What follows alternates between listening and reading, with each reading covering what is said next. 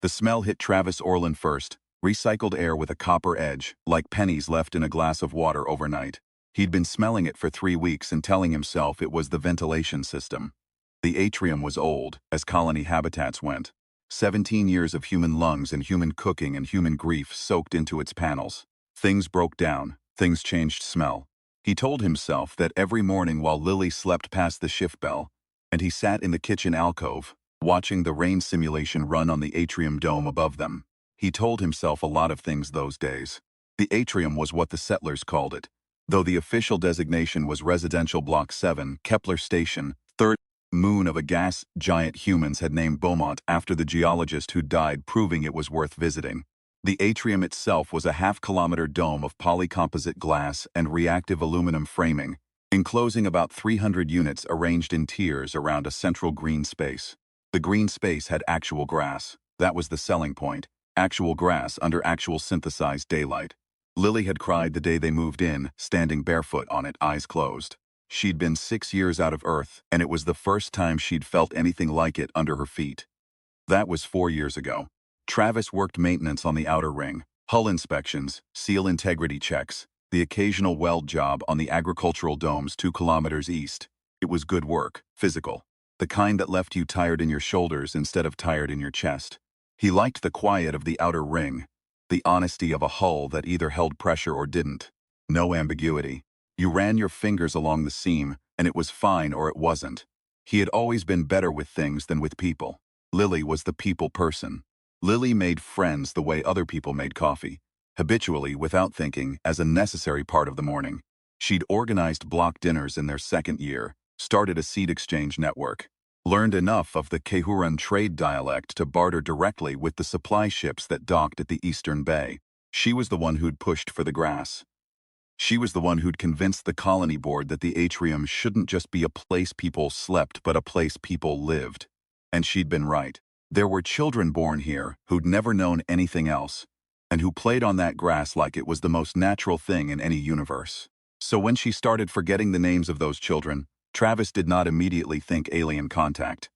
He thought she was tired. He thought the long winter cycle had gotten to her. Beaumont's year was nearly 2.5 Earth years, and the winter months dropped sunlight synthesis to 60%. He thought maybe she needed a checkup, more iron in her diet, better sleep. He thought all the reasonable things a person thinks when the person they love starts to soften at the edges. He did not think, something is eating her mind. She forgot the Hessler girl's name first, Maya. Sweet kid. 7 years old, had given Lily a drawing of the atrium dome with a family of stick figures standing under it, arms wide. The drawing was still on their wall, and Lily looked at the kid one morning, mid-conversation, and her face went blank for just a second. A half second, really, the gap between a word and its partner, and she said, "I'm sorry, what was your name again?" The kid told her. Lily laughed it off. Travis noticed. He noticed the way you notice a sound a machine isn't supposed to make. Not because it's loud, but because you know the machine, you know its rhythms, and something has shifted by 2 degrees. He started watching. He was careful about it because Lily hated being watched. She'd grown up under a mother who cataloged every departure from normal like a customs officer. And she'd told Travis early in their relationship, half joking and half not, that she would leave the first man who monitored her. So he was subtle. He kept track the way he kept maintenance logs, dates, small observations, the pattern of a thing rather than the thing itself.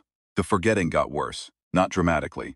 Not the way it happened in the old medical dramas where someone woke up and didn't know their family. It was soft at first. A name here, an appointment there. She missed 2 block dinners she'd organized, and then seemed genuinely surprised to learn she'd organized them. She stopped tending the small herb garden on their balcony, not neglectfully, but the way you forget about something that no longer lives in your mind as a thing you do. The herbs died slowly. She didn't notice. 3 weeks before he finally asked her about it, he came home from a double shift on the outer ring to find her sitting in the kitchen in the dark, not sleeping, just sitting. The rain simulation on the dome overhead was running its mid-cycle drizzle program, and the sound God-filled apart, and she was sitting with both hands flat on the table, like she was feeling for vibration. Lily. She turned and looked at him, and she knew him. He could see she knew him.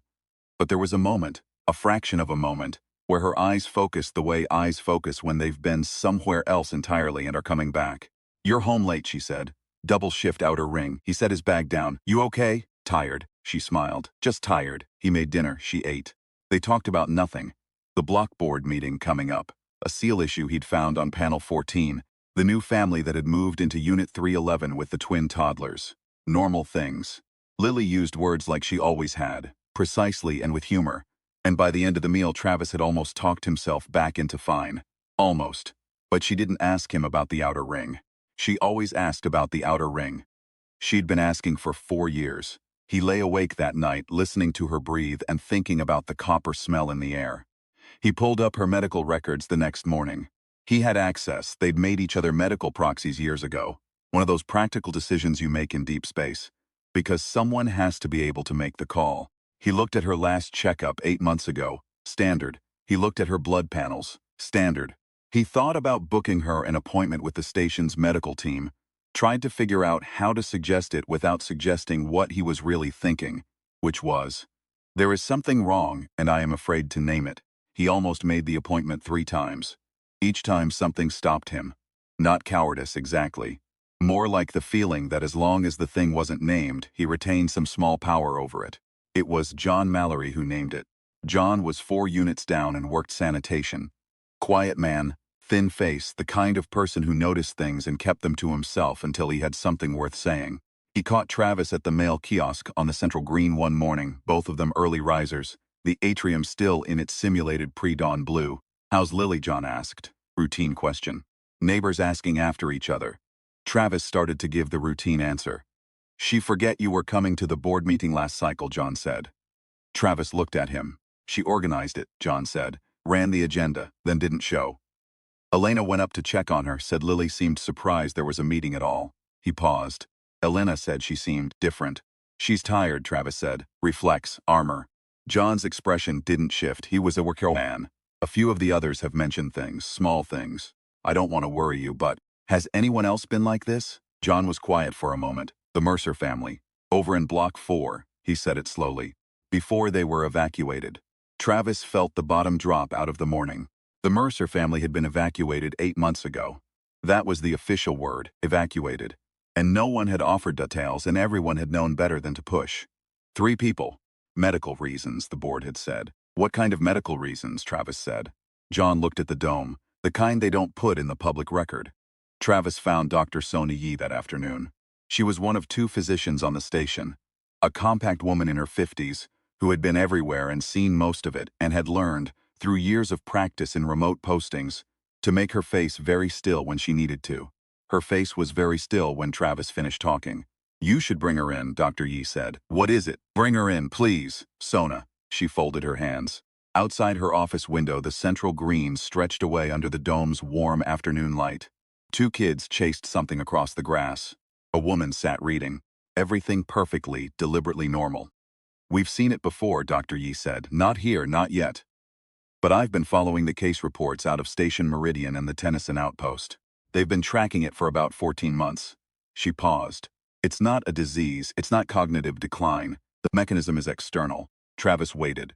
"There is a species," she said carefully, "that we have been in tentative contact with for the better part of 2 years. The Keharan, you know them. They're the primary trade species in this system. They've been trying to explain the situation to us, and we've been struggling with the translation. What we've pieced together is that there are others. A second species. One the Kehuran have been dealing with for much longer than they've been dealing with us." She looked at him directly. The Kehuran word for them translates to something like the collectors. What they collect is consciousness, memory, neural patterning. They don't take it violently. They're very subtle about it. They find a way in, usually through atmospheric particulate, and they just begin, gradually, over weeks and months. The copper smell, 3 weeks. Travis's hands were flat on his thighs, very still the way Lily's hands had been flat on the kitchen table. "Why?" he said. "We don't know yet. The Keharan think it's archival. They think the collectors are building something. A library, maybe. A record." She shook her head. "The translation breaks down. Can it be reversed?" The question dropped between them and she didn't answer immediately, and that pause was the worst moment of Travis Orland's life up to that point. Not the worst in general, just up to that point. "At Station Meridian," she said. "In 2 cases where the process was caught early enough, yes. Partial recovery. The pattern seems to be, the collectors extract in layers. The most recent memories first, identity last. If we get to Lily before they reach the core of who she is, we may be able to interrupt the process. She met his eyes. But Travis, you need to understand that interrupting the process means confronting the thing doing it, not managing symptoms, not treating the patient, confronting the entity. Where is it? That's the problem. She leaned forward. They don't have fixed form, not the way we'd recognize. They're essentially a distributed presence. Think of it like a fog that's also a mind. They establish a kind of anchor point near the target, something that functions like a sensory organ or a relay. We've never found one, not physically, but based on the meridian cases, the anchor lives close, in the home. Travis went home. He stood in the doorway for a moment after he keyed the lock. Lily was in the living space, sitting with her knees up on the couch, watching the window. The window looked out onto the atrium's middle tier, the walkways, and the potted trees, and the neighbors going about their evening. She watched it the way you watch something familiar trying to remember why. He crossed to her and sat beside her and took her hands, and she let him, fingering around his loosely, the way they did when she was drifting. "Lily," he said, "I need to ask you something." She looked at him. Present, mostly present. "Do you remember the night we got here? The first night?" She thought about it. He watched her think about it, watched the effort behind her eyes. "The grass," she said. "I went barefoot." "Yeah," he exhaled. "You cried." "I remember being happy." She said it carefully, like she was reading it off a card. "Can you remember why?" A long pause. She looked at their joined hands. It felt like. She stopped. "I'm trying. It's like trying to." She pressed her lips together. "It's okay," he squeezed her hands. "It's okay. It was not okay. I love you. I love you too." Automatic. But she looked up at him when she said it, and there was something behind the automation. A flicker of the woman who'd stood barefoot on grass and wept from pure, uncomplicated joy. And that flicker was enough. He started that night. He didn't know exactly what he was looking for, but Dr. Yi had said anchor point and she'd said the home, and so he started with the home. He was a maintenance man. He knew how to look at a space and see what was wrong with it.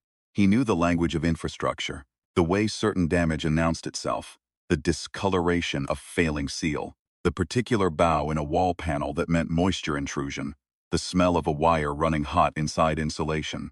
He started with the walls. He removed every access panel in the unit, 6 of them, covering power routing and ventilation and water recycling, and checked the spaces behind them with a light and his hands. He checked the ventilation filters. He checked the junction boxes. He pulled the atrium side window seal and examined the cavity behind the frame. He did it all quietly and methodically while Lily slept, and when the sleep cycle ended, and she woke to find him on his knees in the kitchen, with a panel off the wall, she looked at him for a long moment. "Is something wrong with the unit?" she asked. "Routine check," he said. She made tea. She didn't ask him again. He found nothing that first night, or the second, or the third. It was John Mallory who came to him on the 4th morning, with a piece of equipment borrowed from the station's environmental monitoring team, a particulate sensor, with a sensitivity setting far above standard residential use. John set it on the table between them without explanation. "What am I looking for?" Travis said. "I've been talking to the Kehuran trader," John said. "Veshette, the one Lily dealt with. She's been trying to explain the collectors to me for the better part of a week." He sat down. "Here's what I think I understand. They exist partially outside what we'd call normal electromagnetic bandwidth. You can't see them. Standard sensors won't pick them up. But," he tapped the particulate sensor, "they do leave a trace. A chemical trace. The Kehuran call it something that translates roughly as the taste of their thinking. They produce a byproduct when they're processing, when they're actively working, and it's detectable." Travis looked at the sensor. He thought about the copper smell. "I've already been smelling it for 3 weeks, he said. John's expression flickered. "Then they've been working on her for 3 weeks. They ran the sensor through the apartment, that night, both of them, systematic, room by room. The readings were low and even everywhere except one. The herb garden on the balcony, the dead ones, the ones Lily had stopped tending, showed a reading 3 times the ambient level. Travis stood over the ceramic pots with the sensor in his hand, and the copper smell was thick enough here that he could taste it. He looked at the dead herbs. He looked at the soil. He reached in. His fingers closed around something below the soil line, something that did not feel like root or rock. He drew it out slowly. It was about the size of a hen's egg, irregular, surface like compressed silk, slightly warm, no visible features. It sat in his palm and he felt, very faintly, a vibration from it. Not quite mechanical, not quite organic, like a tuning fork struck in a register just below hearing. He nearly dropped it. He didn't. He held it and breathed and thought, this is a mind, or part of one. This is the thing that's been taking her. He thought about what Dr. Yi had said, confronting the entity. He thought about Lily, trying to remember why she'd cried on the grass. He closed his hand around it. The vibration intensified. Not painful, nothing so crude as pain. It was more like pressure. The way deep water pressure builds, distributed and total and impossible to push against by brute force. He felt it move through his palm and up his wrist and into his forearm. And he understood, with sudden animal clarity, that this was how it worked. You touched it, or it touched you through the air, and it simply began. Not violently, not cruelly. Just methodically, the way a professional does a job. His first memory in its sights. The outer ring this morning, the coffee he'd made, the smell of the seal compound. He held on. He was aware this was probably a mistake. He was aware he had no training for this, no protocol, no weapon. He was a maintenance man. He fixed things that broke. He ran his fingers along seams and found failures before they became catastrophes. He was not a soldier or a scientist or a diplomat. He was a man who knew how things worked. And he had noticed, in the 3 weeks since he'd smelled copper in the air, one specific thing about how this worked. It was slow. It took weeks. It was careful, methodical, layered, which meant it was not designed for something that fought back. It was designed for something that didn't notice. Travis Orlin had noticed. He pressed his thumb against the object's surface and thought, not reaching, just thinking, just letting his mind go toward it, the way you let your hand go toward a seal you need to examine. And he thought, I know you're here. I know what you've been doing, and I am not going to let you. The pressure shifted. He felt it recalibrate. He was apparently unexpected good. He'd been unexpected his whole career. Every hull he'd kept pressure tight had been unexpected to someone who thought it was too far gone. He did not know if the entity could understand him in any communicable sense. He was not sure it mattered. What mattered was that it was currently processing him, and he was in the process, and therefore present in some way inside the mechanism, and he was not going to make it easy. He was going to be the most difficult thing it had ever tried to archive. He began to remember, not passively, actively. He reached back deliberately, the way you drag a line along a hull looking for the fault. And he remembered everything he could find. The night his parents had driven him to the station at 14 to see a shuttle launch. And the sound of the engines had gone through the viewing glass and into his sternum, and he had understood, for the first time, that space was real and available and waiting. The smell of his grandmother's kitchen on cold mornings, cinnamon and rendered fat, and the particular creak of the third step on the stairs. His first year at technical school, failing the theoretical exam twice, and passing the practical the first time with the highest score in his cohort. And the examiner who'd shaken his hand and said, "You're the kind of person that keeps people alive." Lily's face across a crowded cemetery on Station 14, the year they'd both been posted there, her laughing at something someone said, head tilted back, completely unguarded. How he'd stood there like an idiot for 40 seconds before walking over. What she'd said when he introduced himself. "I know who you are. You're the one who patched the commissary coolant line last week. You smell like refrigerant." And then she'd smiled.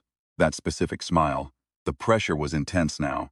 He was dimly aware that he'd sunk to his knees on the balcony. He was aware of the herb garden at eye level. The dead stalks, the empty soil.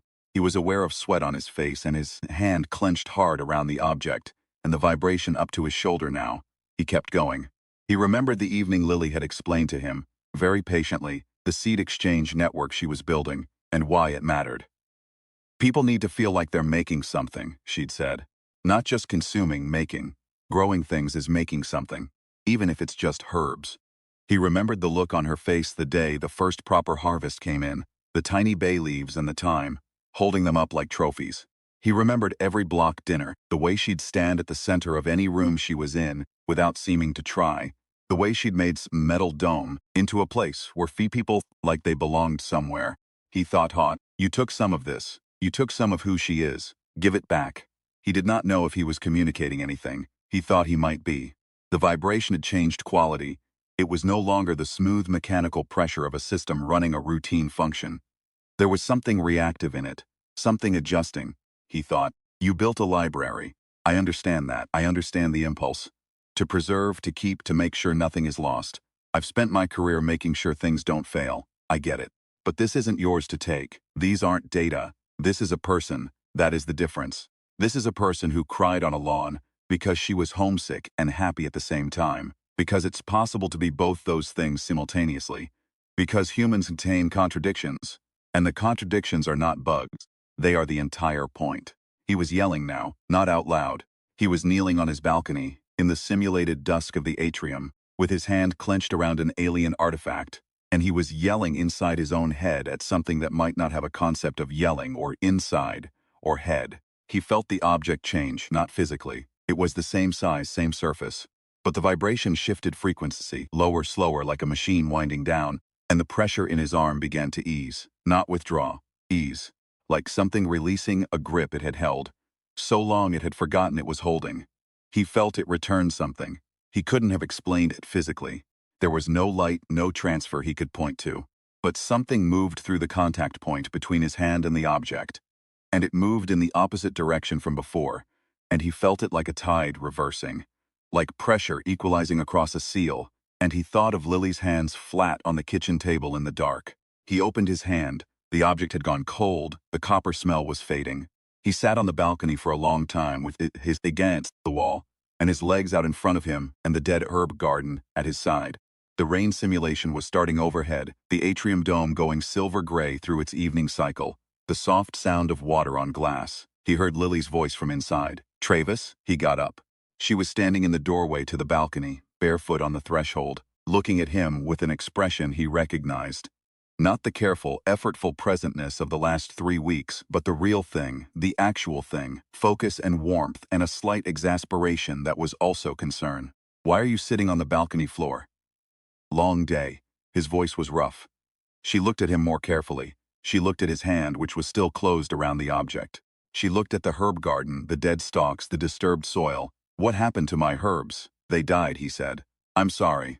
I'll get you new ones." She stepped out onto the balcony and sat cross-legged on the decking next to him, close enough that their shoulders touched. The rain simulation overhead made everything soft-edged and gray-silver. She looked up at the dome. "I had a strange afternoon," she said. "Yeah? I was trying to remember something and I couldn't. And then I could. And it was she stopped. It was like something opening up. Like finding a room you forgot your house had." She was quiet for a moment. "Is that normal?" He looked at her. "For us? Probably." She laughed. Short, real, unguarded. The sound of it moved through him like the first hull check of the morning. A pressure test passed, the seal holding. He pocketed the object. He'd bring it to Yi in the morning. He'd tell her what he'd found and what he'd done. And she'd probably have 15 questions he couldn't answer. That was fine. He was good at working problems he couldn't fully describe. That was most of maintenance work. "You know," Lily said, leaning slightly against him, still looking up at the dome, "I was thinking we should start the herb garden again." "Yeah? The bay leaves especially. I had a good system going." She tilted her head. "I don't know why I let them die." "It happens," Travis said. "Things get in the way. Not with plants. I never let things get in the way with plants." She frowned up at the dome. "I must have been distracted." "You were." "By what?" He thought about how to answer that.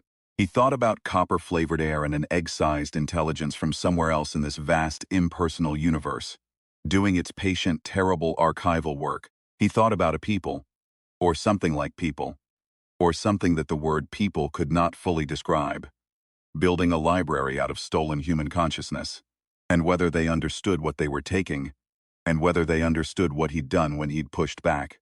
He thought about Lily's hands flat on a kitchen table in the dark. "Nothing that's still here," he said. She was quiet for a while. The rain simulation ran. Below them on the central green, a few late walkers moved along the paths, the atrium's amber evening lights coming on one by one. "I remember," Lily said suddenly, "why I cried when we moved in." He waited. "It wasn't just the grass," she said. "It was that it was real. Not simulated. Not displayed on a screen. Actual organic matter that grew and died and needed water and wasn't optimized. It was just." She exhaled. "Impractical. Wonderfully impractical. And I thought, if they built something impractical here, they're serious about it being a home." Travis Orland sat on his balcony on the third moon of a gas giant humans had named after a dead geologist and felt the specific, precise quality of relief that comes when a seal holds. "Yeah," he said. "That's exactly why." She leaned her head against his shoulder. He put his arm around her. The rain on the dome was just sound and light, simulation and metal and human insistence that even in the cold dark of space there should be rain sounds at evening. Impractical. Wonderfully impractical. In his jacket pocket, the object sat cold and still and quiet. There would be consequences. There always were. Dr. Yi would want to study it. The colony board would want to involve the station command. The Kihuran would probably have opinions. There would be meetings and reports and carefully worded interspecies communications. And Travis would spend a great deal of time in rooms being asked to explain things he'd done by instinct in the dark. He didn't care about any of that tonight. Tonight he sat in the rain with his wife and she was herself, and that was enough. Tonight that was the whole world. He'd fix the rest of it tomorrow. That was the thing about maintenance work. There was always something that needed fixing. You didn't panic about it. You logged the fault, you showed up with your tools, and you put your hands on the problem, and you worked it until it held. You showed up. That was the whole job. That had always been the whole job.